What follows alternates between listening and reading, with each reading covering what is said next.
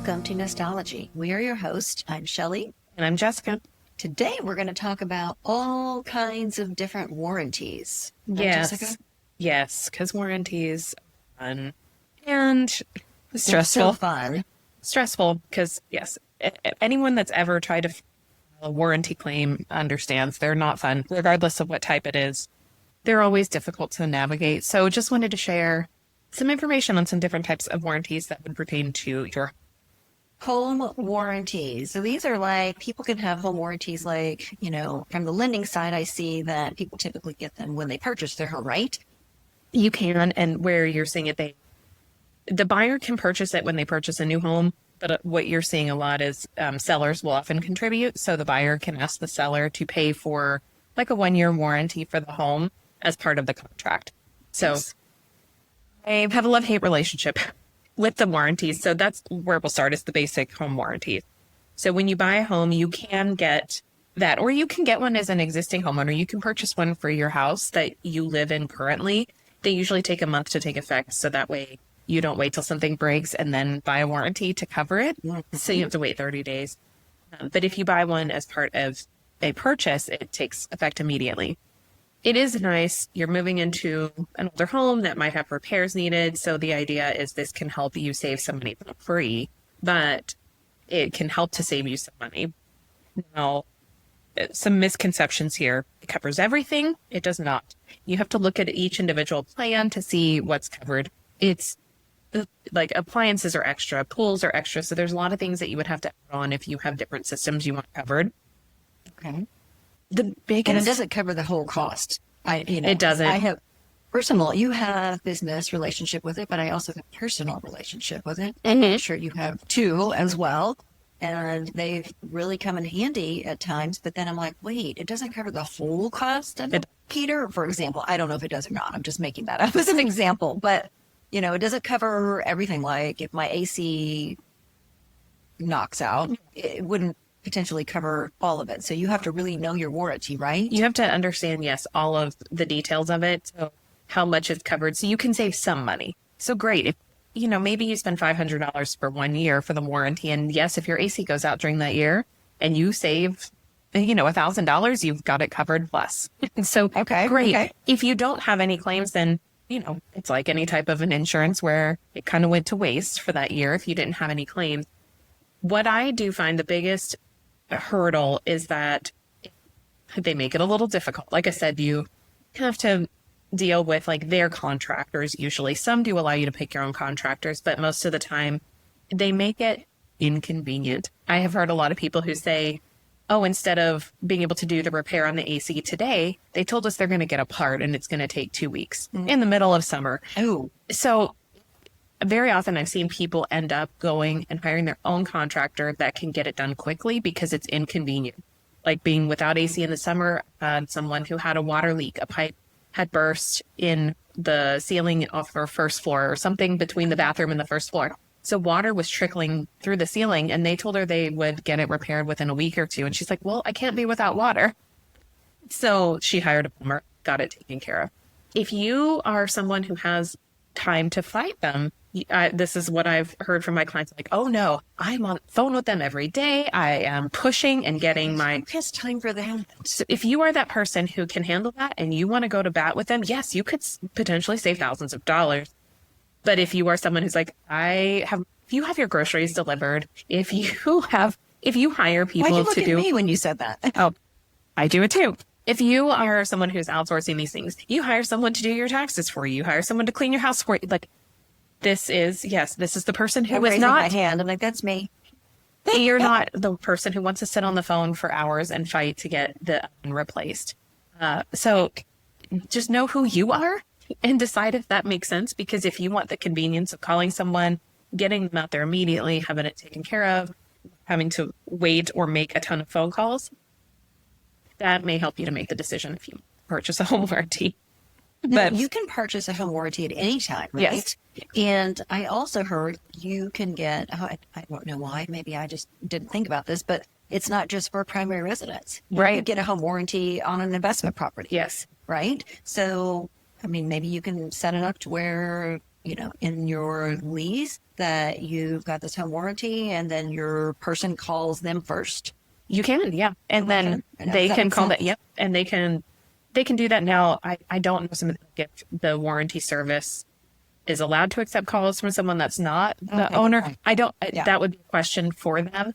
But if you have a house that has older systems and you know that some of these things are going to start going out and you do have the willpower and time to fight to get your, you could save a lot of money. So it's just, you have to look at, do you have the time and energy to do that? Read the fine print. Like Shelley was saying, like how much is actually covered? What systems are covered in the house? Because a lot of people think appliances like your washer, dryer, your refrigerator, they think those are included and they're not. So that would be extra. You want to look at the service call fees because you're still charged. It's usually less. Like you may spend $150 to get a plumber out. Maybe it's only $70 for your warrant, but you want to know what those service calls are. Like I said, know if you are allowed to hire your own people because, like I said, a lot of times they have their own contractors that they're going to send out, and it may not be someone that you like. You could get a bad contractor. And so I think that pretty much covers it for the home warranty. If you do get a seller who will pay for it for you and you think you would use it, what I tell people, if they don't think that they're going to put that to use, ask for that somewhere else. That $500, ask for them to put that towards your closing costs or something, save you money somewhere else. So then we have builder warranties. So these are different. When you build a new home, builders will have a warranty that they provide to you. And is it typically a year? So they call it 1-2-10 or a 1-2-6. So there was legislative change recently. It used to be that they required 10 years on structural and foundation, and it just changed here in Texas to be 6 years. So they only have to warranty the foundation and structure for 6 years. Oh my God. Which because we had a lot of foundation problems here in Texas. Yes, we do. So Water your foundation, people. yeah. But if they don't pour the foundation right, so that if you are only on, well, you should check the foundation and be very cautious with the foundation regardless. But if you are only on a 6 year, keeping a close eye on that, because if there are problems, you want to address it quickly.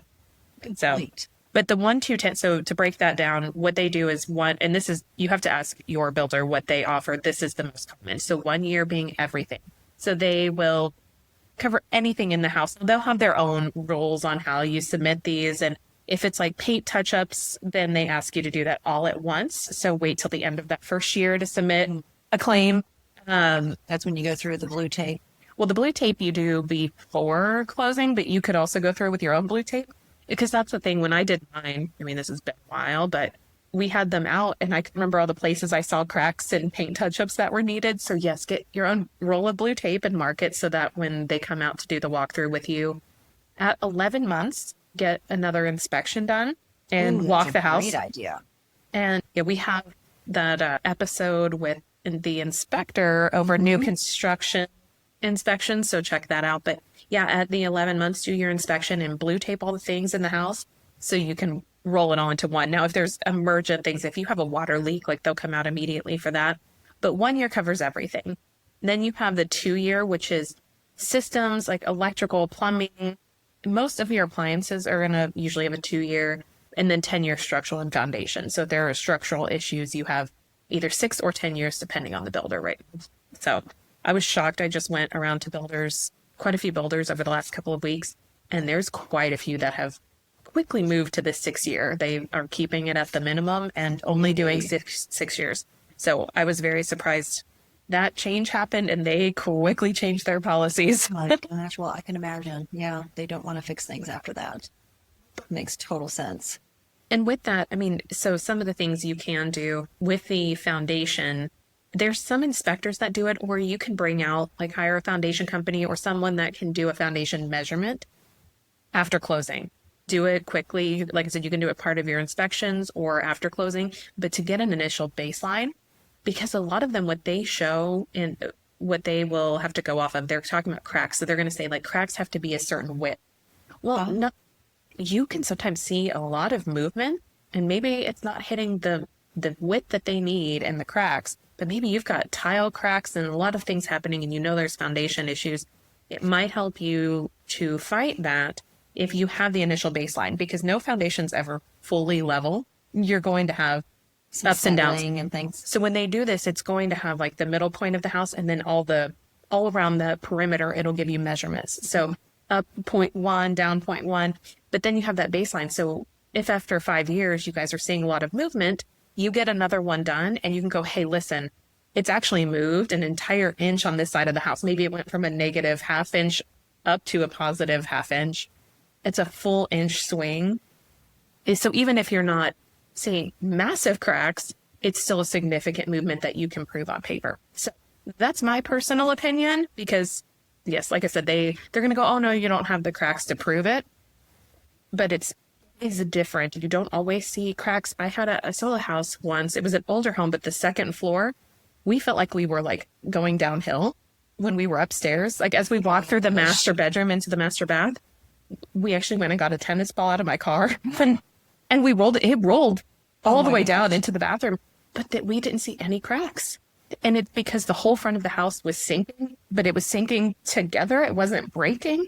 It was odd, but there was a massive problem there. And so it doesn't always show up the same way with foundation issues. That's why you look at different aspects of it, not just cracks. So anyway. Well, yeah, and the slope, I did have one in Honey Grove, Texas. Oh, yeah. Yes, to where this house, they made a comment about the foundation because the refrigerator they had propped up on bricks. So the slope was so bad that they had to level out the fridge and they put it on bricks. And so I was like, that could be an issue. That's bad. But yeah, I mean, some houses will have a ton of cracks and it could be a drywall issue, but then you have some houses that don't have hardly any cracks and there's foundation problems. So having actual measurements, that way you can see how much a particular part of the house has moved, is very helpful. So that's one thing that I would suggest doing, is getting those measurements done after you move in. Very good idea. The last area I want to talk about was like repair and service warranties. So if you have a particular appliance or repair, like foundation, let's go there first, foundation repair. So if you have the foundation repaired on your home, or you're buying a home that's had the foundation repaired, very often those are transferable. But you want to make sure you have all the paperwork, you understand what needs to be done.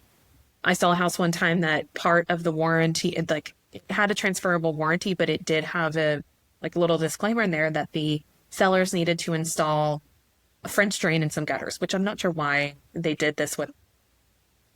I don't know why that wasn't done as part of it, but it said the seller had to install French drains and gutters to protect the foundation. It probably was pooling water. They never did that. So the warranty was voided because they didn't do what they were supposed to.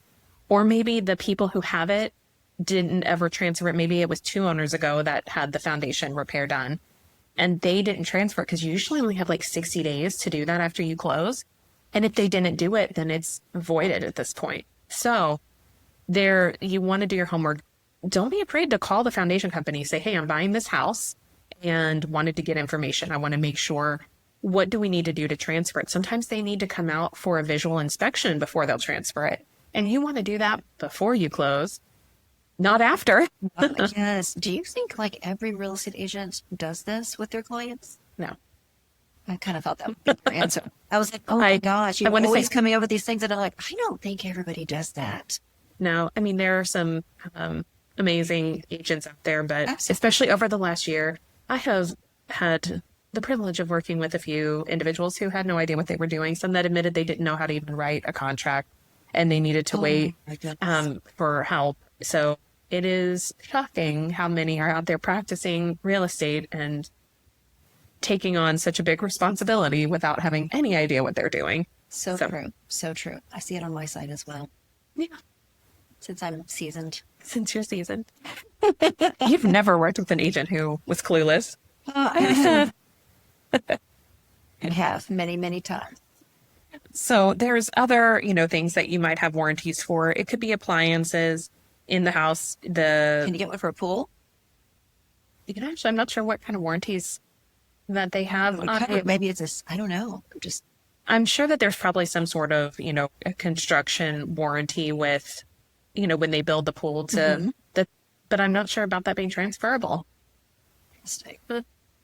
Most of the time it's when people put in a pool, they don't sell for a while. So it's not something that you have like a new pool that's being Right. transferred. Yeah, So normally. I haven't had that come up.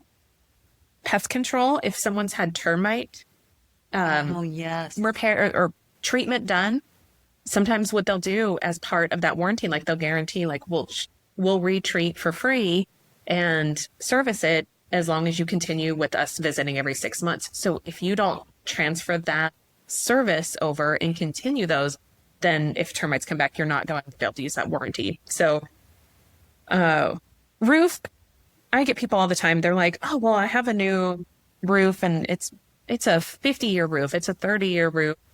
Honestly, here in Texas, that doesn't matter at all. And I mean, it's the same thing with builders because I've had people ask the builders, well, if there's damage to the roof in a month, will you come out and take care of it? If it is related to Mother Nature, it's not because that's beyond, it's not that they did something wrong with the install of the roof. And guys, don't fall for it. If somebody says that you're going to get more for your house by going up to a higher level of shingle, like I've had some neighbors told that they're like, well, this one, now if you go to different types of roofing, like if you have the tile roof or something, I'm not talking about that, but the composition shingles, I've had some, they're like, well, instead of the 20-year, you should get the 30, 40-year.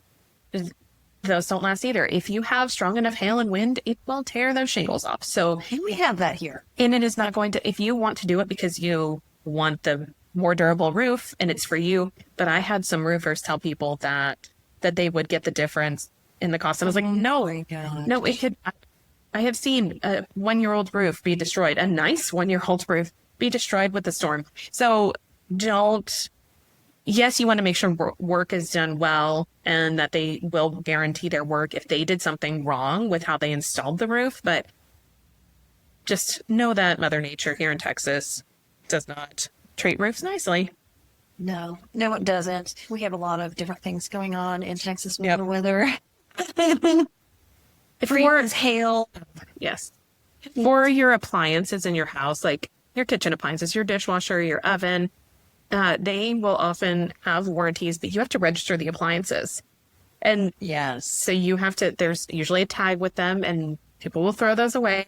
On new houses too, all those appliances obviously are brand new. So make sure you register all of them because you have your home warranty through the builder, but you want to also have the warranty from GE or whoever your appliances are through. So keep all your paperwork and receipts. It's really helpful. I know. You just reminded me of that. I'm like, okay, I'm always learning from our own podcast. And I'm like, oh my gosh, I need a binder. Like my folder's getting so thick. I've been in my house for so long, right? Yeah. And it's like, okay, I literally need a binder. I did a TikTok. Not that I have had a ton of stuff done, but after so many years, it's like I keep everything. I do, right? But I'm like, you're making me realize like I need to have a binder with tabs and you're making food.